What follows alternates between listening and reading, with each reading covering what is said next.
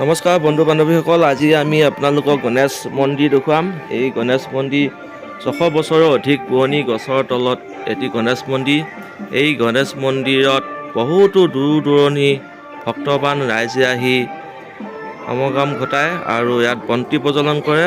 তেখেতলোকৰ বা আপোনালোকৰ সকলোৱে মনৰ বাঞ্ছা সিদ্ধিৰ কাৰণে ইয়াত আহি বন্তি জ্বলাওক আৰু আপোনালোকৰ মনৰ বাঞ্ছা সিদ্ধি হ'ব। আৰু আমাৰ বহুত দিনৰ পৰা আমি গম পাই আহিছোঁ যে এই মন্দিৰ বহুত মহত্বপূৰ্ণ মন্দিৰ। আজি আমি কমেও সৰুৰ পৰা আমি পাই আহিছোঁ। আমাৰ কাকা দুটা আজু কাকা দুটাহঁতে ইয়াত এই মন্দিৰটো প্ৰতিষ্ঠা কৰিছিল।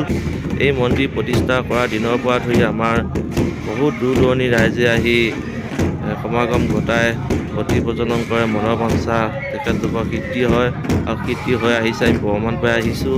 গতিকে আপোনালোকে এই মন্দিৰটোত আহিব। প্ৰতি বছৰে মাঘৰ মাহৰ 10 তাৰিখে এই প্ৰথম গণেশ পূজা ভাগ আয়োজন কৰা হয়। গতিকে আপোনালোকে এই বছৰ যদি আপোনালোকে আহিব নোৱাৰিলে অহা বছৰলৈ নিশ্চয় আপোনালোকে আহিব।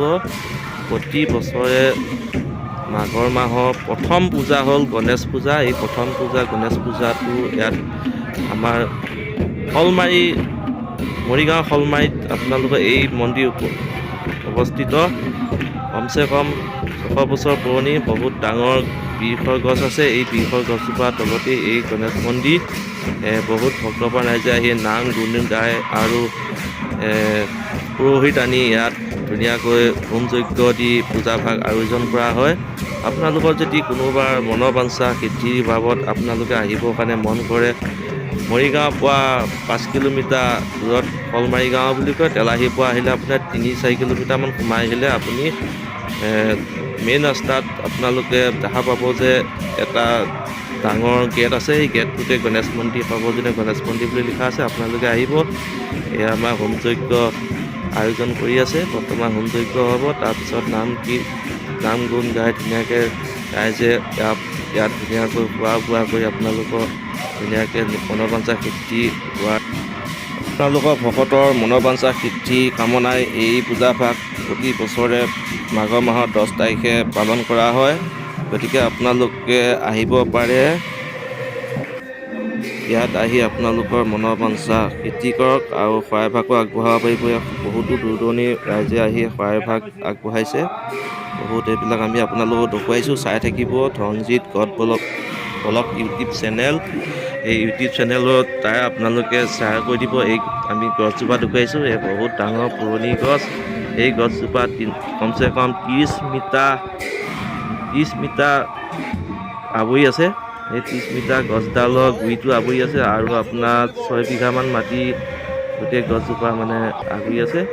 6 বিঘা মাটিৰ ভিতৰত আমাৰ এই তলতে গণেশ মন্দিৰ। এই গণেশ মন্দিৰ আগত প্ৰতি বছৰে বহুত দূৰ দূৰণিৰ পৰা ভক্তবান ৰাইজে আহে আৰু ইয়াত নিজৰ মনৰ বাঞ্ছা সিদ্ধি হয় বুলি আমি আজিলৈ প্ৰমাণ পাই আহি আছোঁ।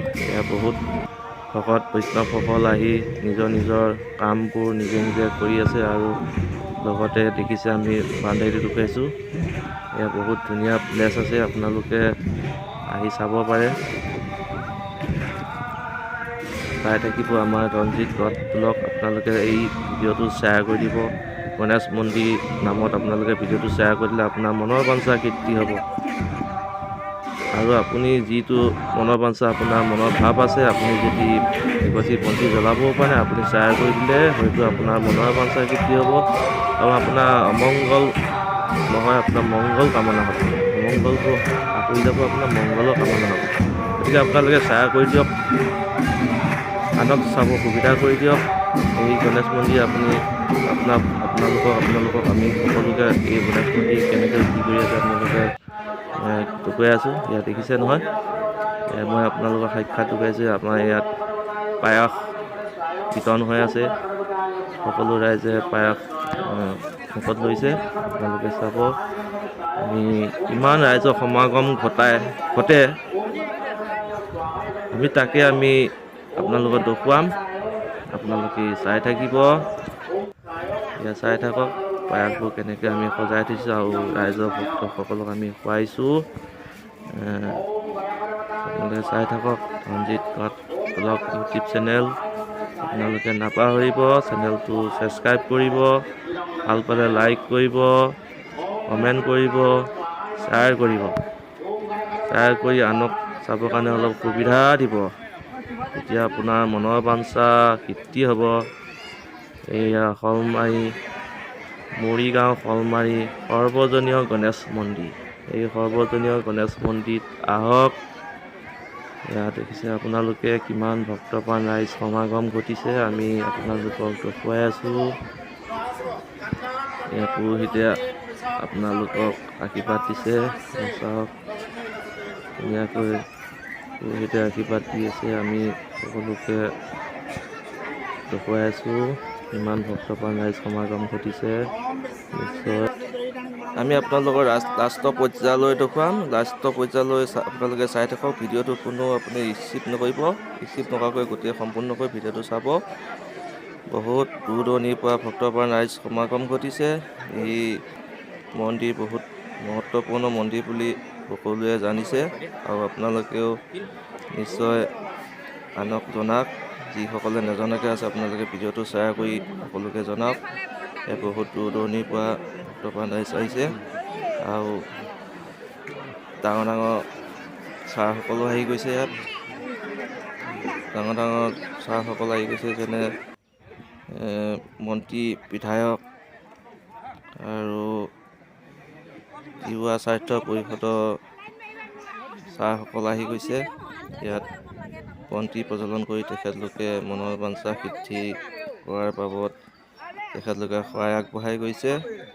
আপোনালোকে আহিব, ইয়াত সহায় ভাগ আগবঢ়াওক, আপোনালোকৰ মনৰ বাঞ্ছা সিদ্ধি কৰক।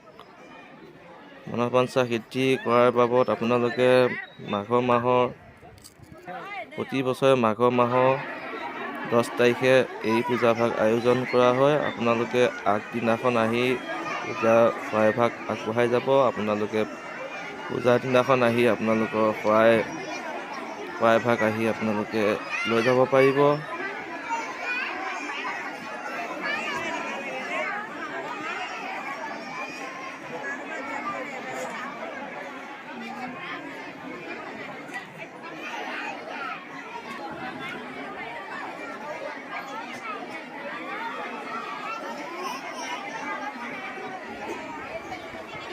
ভিডিঅ'টো সম্পূৰ্ণকৈ চোৱাৰ বাবে আপোনালোকলৈ বহুত ধন্যবাদ থাকিল।